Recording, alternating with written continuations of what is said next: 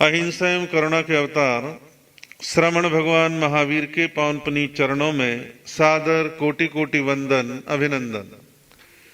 ध्यान योगी युग प्रधानाचार्य पूज्य श्री शिव मुनि जी महाराज साहब, संघ गौरव उप प्रवर्तक परम सेवा भावी पूज्य गुरुदेव श्री प्रेम सुख जी महाराज के पावन पुनीत चरणों में सादर कोटि कोटि वंदन अभिनंदन। आदरणीय मुनिवृंद, उपस्थित धर्म प्रेमी बंधुओं, माताओं एवं बहनों, यूं तो आप क्रमशः प्रतिदिन श्री अंत के दशांग सूत्र की वाचना सुन रहे हैं, लेकिन आज उस वाचना को ना सुनाते हुए आज हमारे श्रवण संघ के प्रथम पट्टधर आचार्य परम पूज्य आचार्य श्री आत्माराम जी महाराज की 137वीं पावन जन्म जयंती है। तो ऐसे उस महान पुरुष के महान व्यक्तित्व और कृतित्व के बारे में कुछ प्रकाश डालने का भाव है।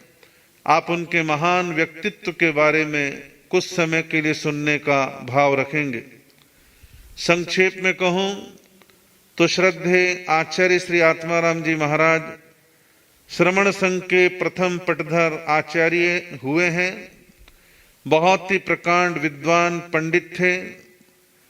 भारतीय प्राच्य विद्याओं का तल स्पर्शी गहन अध्ययन उन्होंने किया था। जैन आगमों के अतिरिक्त अन्य धर्म दर्शनों को बड़ी गहराई के साथ उन्होंने जाना और समझा था। उपनिषद हो, महाभारत हो, पुराण हो, स्मृति ग्रंथ हो, भाषाओं का ज्ञान हो, अनेक प्रकार से उन्होंने अतल गहराई के साथ ज्ञान का व्यापक अध्ययन किया। बहुत कुछ अपने जीवन में हासिल करा। यदि मैं पंजाब परंपरा के अनुसार कहूं तो पंजाब परंपरा के अनुसार पूज्य श्री अमर सिंह जी महाराज, पूज्य श्री सोहन लाल जी महाराज, पूज्य श्री काशी राम जी महाराज और उसी क्रम में पंजाब परंपरा के आचार्य बने थे आचार्य श्री आत्माराम जी महाराज, जो आगे चलकर के श्रमण संघ के आचार्य बने। और श्रद्धेय आचार्य श्री आत्माराम जी महाराज के जीवन में उनके दीक्षा गुरु शालिग्राम जी महाराज, जिनका पावन सानिध्य लंबे समय तक उनको प्राप्त हुआ, और विद्या गुरु थे उनके पूज्य श्री मोतीराम जी महाराज। ऐसे महान संतों की पावन सन्निधि में उनके व्यक्तित्व का विकास हुआ। उन्होंने अपने जीवन को बहुत ही ऊंचाइयों तक पहुंचाने का भरसक प्रयत्न करा। परम श्रद्धेय आचार्य श्री आत्माराम जी महाराज का पावन जन्म भाद्रपद शुक्ला द्वादशी के दिन विक्रम संवत 1939 को पंजाब में एक जगह है राहों, जहां मुझे भी 2-3 बार जाने का अवसर मिला है। पंजाब में विक्रम संवत 1939 में राहों के अंदर चोपड़ा क्षत्रिय वंश में उनका जन्म हुआ। चोपड़ा परिवार था, क्षत्रिय वंश था, और उनके पिता मनसा राम जी, माता परमेश्वरी देवी। लेकिन जीवन की लीला को आप देखेंगे तो बड़ी नश्वरता, क्षण भंगुरता, परिवर्तनशीलता जीवन में दृष्टिपात होती है। जब श्रद्धेय आत्माराम जी महाराज की उम्र केवल वर्ष 2 साल की थी, जब वो 2 वर्ष के थे तो उनके सिर से उनकी माता का साया उठ गया। फिर कुछ साल बीते और उम्र हो गई 8 साल की। जब 8 साल के हुए तो पिता का साया सिर पर से उठ गया, और जब 10 साल के हुए तो दादी का साया भी सिर से उठ गया। आप विचार करें कि 10 साल की उम्र आते आते जिस बालक ने माता, पिता, दादी सबका विछोह, सबका साथ छूटते हुए देखा, तो जीवन की नश्वरता, क्षण भंगुरता का सहज रूप से बहुत निकटता के साथ उन्होंने अनुभव करा। लेकिन हर महापुरुषों का कुछ अपना स्वयं का पुण्य भी होता है, और वो पुण्य उनके जीवन में सहायक बनता है और ऊंचाइयों की ओर उनको लेकर के जाता है। बालक आत्माराम जी को कोई सज्जन व्यक्ति लुधियाना लेकर के आया। लुधियाना लाए और वहां लुधियाना में सोहन लाल जैन एक एडवोकेट वकील थे। उनके यहाँ पर आ गए, रहने लगे और वो उनकी परवरिश करने लगे। अब स्वाभाविक सी बात है कि जैन स्थानक के पास घर है लुधियाना में, तो वकील साहब अक्सर साधु संतों के दर्शन, वंदन, नमन, मंगल पाठ सुनने के लिए अक्सर जाते थे। तो साथ में बालक आत्माराम को भी लेकर के जाने लगे। वहां सर्वप्रथम पूज्य श्री मोतीराम जी महाराज के दर्शन हुए। धीरे धीरे आकर्षण बढ़ने लगा। उन महान संत के सानिध्य का धीरे धीरे लाभ मिलने लगा। संस्कार और अध्ययन धीरे धीरे उनके जीवन में बढ़ने लगे। परिणाम ये निकला कि मन में विरक्ति भाव, भक्ति भाव बढ़ने लगा और धीरे धीरे वह संयम की राह पर अग्रसर होने के लिए उन्होंने अपने आप को तैयार कर लिया। संयम के महाद्वार पर उपस्थित हैं, दीक्षा लेने के लिए तत्पर हैं और उम्र छोटी है। पूज्य श्री गणपत राय जी महाराज, जो पंजाब परंपरा के बड़े भारी तपस्वी संत थे, गणपत राय जी महाराज, पूज्य श्री जयराम दास जी महाराज, पूज्य श्री शालिग्राम जी महाराज, पटियाला जिले में, पटियाला के नजदीक एक कस्बा है छोटा सा, जिसका नाम है छत्तबनूड। तो छत्तबनूड, जहां हम आज भी 50-60 जैन परिवार निवास करते हैं, तो छत्तबनूड में विक्रम संवत 1951 में जो है लगभग 12 वर्ष की अवस्था के आसपास उनकी दीक्षा संपन्न होती है आषाढ़ शुक्ला पंचमी को। और आषाढ़ शुक्ला पंचमी को दीक्षा संपन्न होने के बाद उस बालक आत्माराम ने, मुनि आत्माराम ने अपने आप के जीवन को ज्ञान के प्रति समर्पित कर दिया और मनसा वाचा कर्मणा ज्ञान की आराधना में लग गए। घंटों एकांत में बैठ के ज्ञान ध्यान अध्ययन करते हैं, खूब अपनी प्रतिभा को निखारते हैं। उनका पुण्य था कि पंजाब परंपरा के एक से एक विद्वान संत उनसे बड़े थे, उनका मार्गदर्शन करने के लिए सभी सक्षम थे और उनका मार्गदर्शन किया जा रहा है। इस प्रकार अपने ज्ञान में वृद्धि कर रहे हैं। अभी वो युवा संत हैं। ज्ञान का प्रभाव उनके व्यक्तित्व में झलकने लगा और प्रवचन शैली उनकी बड़ी ही अनूठी, प्रभावशाली, मधुर, सटीक, तर्क सहित बोलना और बड़े आगम की बातों को सुनाना, बड़ा प्रभाव पब्लिक के बीच में उनका बढ़ने लगा। अब देखते देखते उम्र हो गई है 25 साल। 25 साल भरपूर यौवन अवस्था है, तरुणाई है, जवानी है। गोरे थे, सुंदर थे, नैन नक्श उनका अच्छा था। अपने बड़े संतों के साथ विहार करके पंजाब में एक क्षेत्र है रोपड़, जिसका नाम बदल के हो गया रूपनगर। तो रोपड़ पंजाब के पुराने क्षेत्रों में गिना जाता है।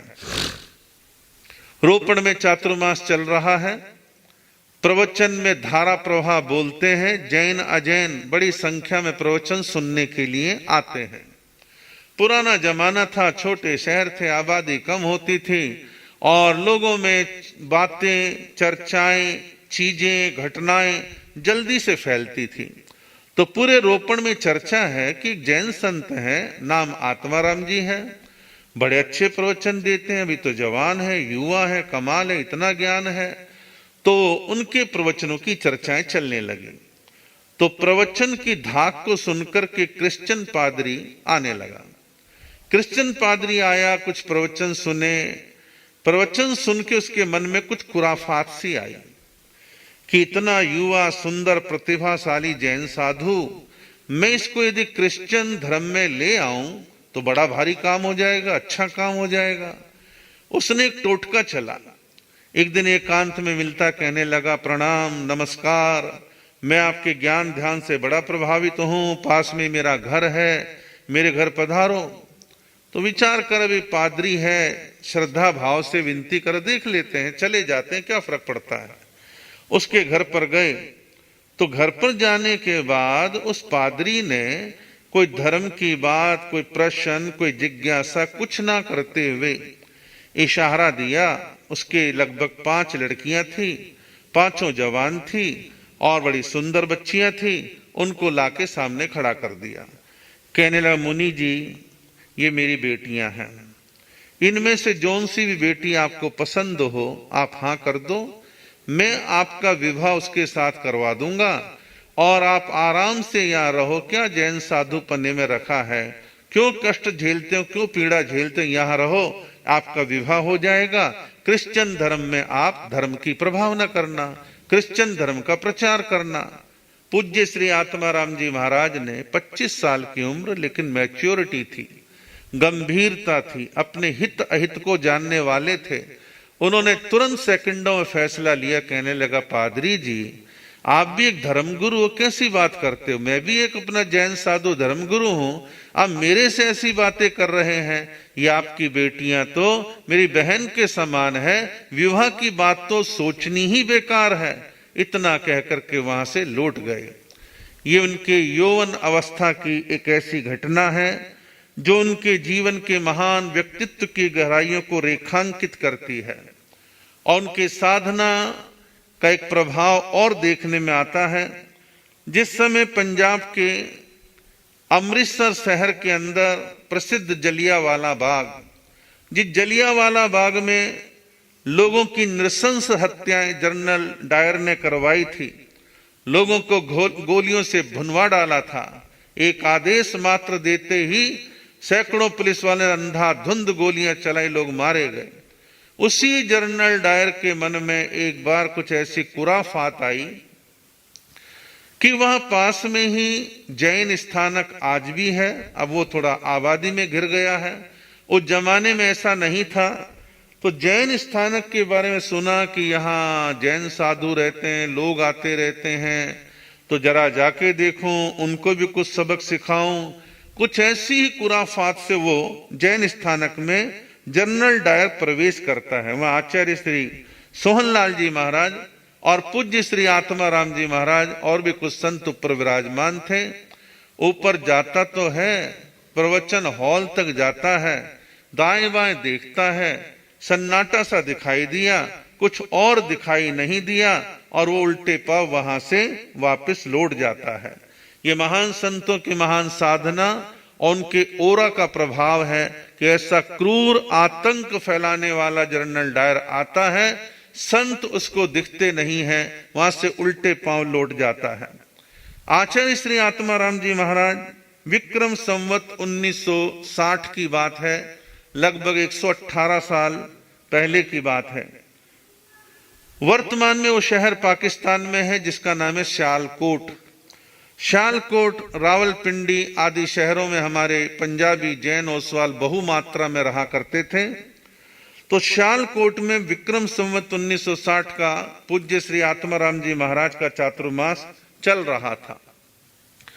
उस समय प्लेग की बीमारी फैली, जो लोग बोलते ना हर 100 साल के महामारी आती है, तो लगभग 118 साल में बोल ही रहा हूं। तो प्लेग की बीमारी उस समय फैली हुई थी और प्लेग की बीमारी का प्रभाव पूज्य श्री आत्माराम जी महाराज के शरीर पर भी आया। तकलीफ थोड़ी सी बढ़ने लगी।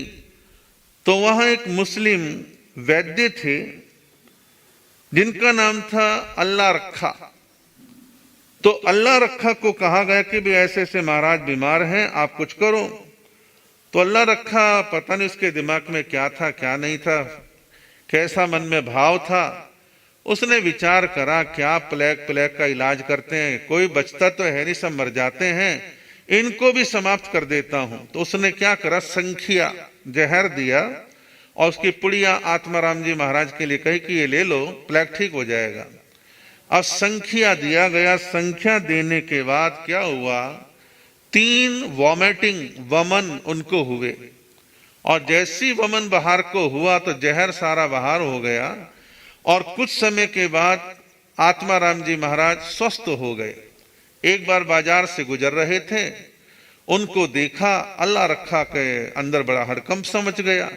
मैंने तो संख्या दिया था, अब तक तो मर जाना चाहिए था, ये जैन साधु तो जीवित है।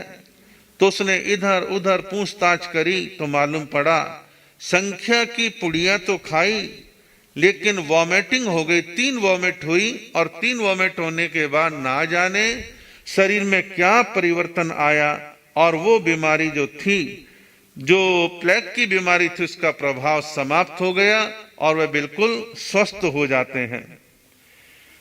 आचार्य श्री आत्माराम जी महाराज विक्रम संवत 1968 की बात है, जब उनकी उम्र 30 साल की थी। 30 साल की यौवन अवस्था में उनके ज्ञान, प्रवचन, अध्ययन, चिंतन, गंभीरता, महान व्यक्तित्व को देखते हुए पंजाब परंपरा के बड़े बड़े संतों ने उनको अमृतसर में पूज्य श्री सोहन लाल जी महाराज के सानिध्य में पंजाब परंपरा का, पंजाब संप्रदाय का उनको उपाध्याय पद प्रदान किया 30 साल की अवस्था में। आज नहीं मिलता 30 साल की अवस्था में किसी को, क्योंकि बहुत सारे कारण धर्म संघों के अपने तरीके से होते हैं, लेकिन उनके व्यक्तित्व, उनके ज्ञान, उनके प्रभाव से 30 साल की उम्र में उनको उपाध्याय जैसा गरिमाशाली पद उनको प्राप्त हुआ। और वो वाक्य में उपाध्याय पद के योग्य थे, क्योंकि जितनी ज्ञान साधना उनकी है उसको देखते हैं तो वाक्य में ऐसे ज्ञानी संत को उपाध्याय पद मिलता ही मिलता है। उनको ये पद मिला। एक बार का प्रसंग है, आचार्य श्री आत्माराम जी महाराज लुधियाना में विराजमान थे। श्वेतांबर मंदिर मार्गी परंपरा की एक अच्छी विदुषी साध्वी, जिनका नाम था महासाध्वी मृगावती जी महाराज, वो विचरण करती लुधियाना पधारी। उनको मालूम पड़ा कि यहाँ के स्थानक में पूज्य श्री आत्माराम जी महाराज विराजमान है। तो उस महासती जी महाराज के मन में विचार आया कि मैं वहां उनके चरणों में चलूं और चल करके अपनी कुछ शंकाओं का समाधान करूं। धार्मिक शंकाओं के समाधान के लिए वो वहां पर आती हैं और आने के पश्चात निवेदन करती हैं, विनती करती हैं कि महाराज, मेरे मन में काफी समय से जिज्ञासा है कि जैन धर्म ग्रंथों, शास्त्रों, आगमों में योग की चर्चा है या नहीं, और है तो कहां है। जब ये प्रश्न उन्होंने करा, योग की चर्चा है या नहीं और है तो कहां है, तो आचार्य श्री आत्माराम जी महाराज को उस समय तक उम्र के प्रभाव से थोड़ी नेत्र ज्योति मंद हो गई थी, थोड़ा धुंधला दिखता था। उन्होंने कहा, महासती जी, आप कागज पेंसिल कुछ ले लो, मैं आपको कुछ बातें नोट करवाता हूं और आप उन स्थानों का अध्ययन कर लेना, आपको योग के बारे में सब कुछ मालूम पड़ जाएगा। तो महासती जी महाराज ने कागज पेंसिल वगैरह जो लेना था ले लिया। आचार्य श्री आत्माराम जी महाराज एक एक आगम, एक एक शास्त्र का नाम लेने लगे। फला शास्त्र के फला अध्ययन में, फला गाथा में योग की चर्चा है। ऐसे कई ग्रंथों के रेफरेंस देकर के उन्होंने सारे उनको नोट्स लिखवा दिए। इन स्थानों पर आप जो है देखें और आपको योग के बारे में मिल जाएगा। कानून का जानकार कोई वकील हाई कोर्ट, सुप्रीम कोर्ट का हो, मोटे मोटे पोथे अलमारियों में लगे रहते हैं, लेकिन ये दिमाग में रहता है कौन से वॉल्यूम में, कौन से चैप्टर में, कौन सी धारा के किन किन बातों का कहां उल्लेख है, वो फटाफट उन किताबों को देखते हैं और केस लड़ते हैं। आचार्य श्री आत्माराम जी महाराज को वकील तो नहीं थे, लेकिन उनके बारे में कुछ विद्वानों ने अपने जमाने में कहा था कि वो इंसाइक्लोपीडिया थे, चलते फिरते एक लाइब्रेरी की तरह थे। ग्रंथों का गहन अध्ययन उन्होंने किया था। ऐसा पुराने संत कहते हैं कि 32 आगमों का 72 बार अपने जीवन के अंदर अध्ययन किया था। इतनी पकड़ उनकी शास्त्रों के प्रति थी। तो योग के बारे में महासती जी महाराज को उन्होंने इतनी बातें लिखवा डाली, तो इससे साफ पता चलता कितना उनको ज्ञान था। विक्रम संवत 1990 में अजमेर में एक साधु सम्मेलन हुआ था, श्रमण संघ बनने से पहले, और वहां भी एक ऐसा ही संघ बनाने की कोशिश की गई थी, लेकिन सफलता नहीं मिली थी। तो विक्रम संवत 1990 में वहां जब एक सम्मेलन हुआ और देश भर के लगभग 1500 साधु साध्वियां वहां पधारे, तो वहां उनकी प्रतिभा, उनके ज्ञान, उनके वक्तव्यों को देख करके उस समय के साधु समाज ने उनको आगम ज्ञाता का सम्मान, आगम ज्ञाता का खिताब उनके प्रति प्रकट किया। आचार्य श्री आत्माराम जी महाराज, जो कि राजस्थान में भी कुछ समय उन्होंने विचरण किया, एक बार जोधपुर के सिंहपोल में कई बड़े बड़े संतों के चातुर्मास चल रहे थे। उस चातुर्मास में सभी बड़े बड़े संत बोलते थे, आचार्य आत्माराम जी महाराज भी प्रवचन देते थे, संतों का आपस में चिंतन मनन चला करता था, बातचीतें होती थी। फिर आत्माराम जी महाराज धीरे धीरे विहार करके दिल्ली की तरफ आ गए और दिल्ली चांदनी चौक महावीर भवन के अंदर उन्होंने चातुर्मास करा। 4 महीने आगमिक प्रवचनों को सुनकर के वहां का समाज बड़ा प्रभावित हुआ और चांदनी चौक दिल्ली के संघ ने जो है जैन धर्म दिवाकर का सम्मान उनके प्रति प्रकट करा। विक्रम संवत 1996 सियालकोट जो वर्तमान में पाकिस्तान में है, वहां पूज्य श्री लालचंद जी महाराज की दीक्षा स्वर्ण जयंती मनाई जा रही थी। दीक्षा के 50 साल हुए थे। बड़े बड़े संत साधुओं का समूह वहां पर पधारा हुआ था। तो वहां पर आज के पंजाब और उस समय के पंजाब के अनेक संघों ने मिलकर के आचार्य श्री आत्माराम जी महाराज को साहित्य रत्न के सम्मान से सम्मानित किया। और विक्रम संवत 2003 में गणी उदय चंद जी महाराज के पावन सानिध्य में पंजाब के अंदर उनको पंजाब परंपरा का आचार्य पद दिया गया। तो ऐसे अनेक पद, सम्मान, आदर उनकी प्रतिभा को संघ समाज ने प्रदान किया। लेकिन बंधुओं, ये बात मैं कह रहा हूं 2003 की। लेकिन श्रमण संघ के आचार्य ठीक 6 साल के बाद वो बने। श्रमण संघ का आचार्य पद सादड़ी, घाणेराव सादड़ी, मारवाड़ सादड़ी, विक्रम संवत 2009 यानी 1952 में जब श्रमण संघ का निर्माण हुआ तो उस समय के समस्त संतों ने सर्वसम्मति से अपना श्रमण संघ का प्रथम आचार्य पूज्य श्री आत्माराम जी महाराज को चुना। और उस समय पंजाब परंपरा के कई संत घाणेराव सादड़ी गए हुए थे और स्वयं आत्माराम जी महाराज उम्र की वजह से पंजाब लुधियाना में विराजमान थे। और आप देखिए, जिसको आचार्य बनाया जा रहा है वो तो है लुधियाना। सम्मेलन हो रहा है राजस्थान में। इससे सिद्ध होता है कि आचार्य आत्माराम जी महाराज के महान प्रभावशाली व्यक्तित्व से हिंदुस्तान का स्थानकवासी समाज कितना प्रभावित था। और श्रद्धेय आत्माराम जी महाराज के जीवन में सहिष्णुता का गुण भी बड़ा पराकाष्ठा पर था। कारण था ध्यान और योग। ध्यान और योग के प्रभाव से वो बड़े ही कष्ट सहिष्णु बने हुए थे। सन 1953 लुधियाना, जब वो स्थानापति थे लुधियाना में, तो एक बार उनके कूल्हे की हड्डी टूट गई। गिर जाने की वजह से, बैलेंस बिगड़ने की वजह कूल्हे की हड्डी टूट गई और उनके ऑपरेशन की बात चली। तो एक अंग्रेज डॉक्टर उनका ऑपरेशन करने के लिए आता है।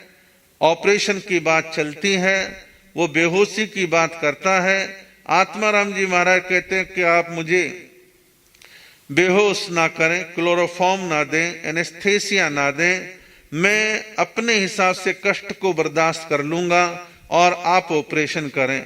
ऐसा कहते हैं कि आचार्य श्री आत्माराम जी महाराज ध्यान में लीन हो गए। ध्यान एक तरफ कर लिया, वहां क्या शस्त्र चल रहे हैं, कौन से औजार चल रहे हैं, और उनके कूल्हे में रॉड डाली गई और उसको सपोर्ट दिया गया, बेहोश नहीं किया गया। ये एक प्रकार से उनकी साधना की विशिष्टता है कि ध्यान के द्वारा उन्होंने कैसे अपने जीवन में इन स्थितियों को प्राप्त कर लिया था। सन 1935, विक्रम नहीं कह रहा, सन 1935 में आचार्य श्री आत्माराम जी महाराज का चातुर्मास रावलपिंडी पंजाब में था। रावलपिंडी पंजाब में उनका चातुर्मास चल रहा है। इधर सन 1935 में आजादी का आंदोलन थोड़ा सा फास्ट हो गया था। 1942 में तो नारा दे ही दिया था, अंग्रेजों भारत छोड़ो। करो और मरो की बात सामने आ गई थी कि अब तो अंग्रेजों को बाहर निकालना ही है। तो ये बात मैं कह रहा हूं 1935 की। तो रावलपिंडी में पूरे देश भर के अंदर पंडित जवाहरलाल नेहरू लोगों में जनचेतना जगाने के लिए पूरे देश का दौरा कर रहे थे। तो रावलपिंडी पहुंचे। तो रावलपिंडी पहुंचे तो पंडित जवाहरलाल नेहरू को मालूम पड़ा कि यहाँ एक बड़े प्रसिद्ध जैन संत ऐसे ऐसे जो है विराजमान है, तो उनके दर्शन करने के लिए चलना चाहिए, कुछ मार्गदर्शन लूं। उनके चरणों में बैठे अहिंसा की, सद्भावना की, सदव्यवहार की, राष्ट्रभक्ति की, अनेक विषयों की चर्चा वार्ता हुई। तो एक सहज जिज्ञासा होती है व्यक्ति के मन में कि भाई क्या होने वाला है, कब तक हो जाएगा। आप एक काम कर रहे हैं और वो आपका भी हो नहीं रहा, तो आपके मन में जिज्ञासा हमेशा रहती है, कब होगा, कब होगा, कैसे होगा, कब तक हो जाएगा। तो ऐसे सहज रूप से पंडित जवाहरलाल नेहरू जी ने पूछ लिया आचार्य आत्माराम जी महाराज से कि महाराज श्री जी, आजादी का आंदोलन तो हम चला रहे हैं, मेहनत तो बहुत कर रहे हैं, लोगों का सहयोग भी बहुत मिल रहा है, लेकिन पता नहीं ये देश में आजादी कब तक मिलेगी। आप कुछ बतलाइए कब तक देश आजाद हो जाएगा। तो आचार्य आत्माराम जी महाराज ने ज्योतिष नहीं, अंदर की एक आवाज, सहज आवाज से कहा बस 10-12 साल लगेंगे, 10-12 साल लगेंगे और देश आजाद हो जाएगा। अब आप 1935 से 10-12 साल का कैलकुलेशन कर लें, 1947, तो 1947 में देश आजाद हो गया।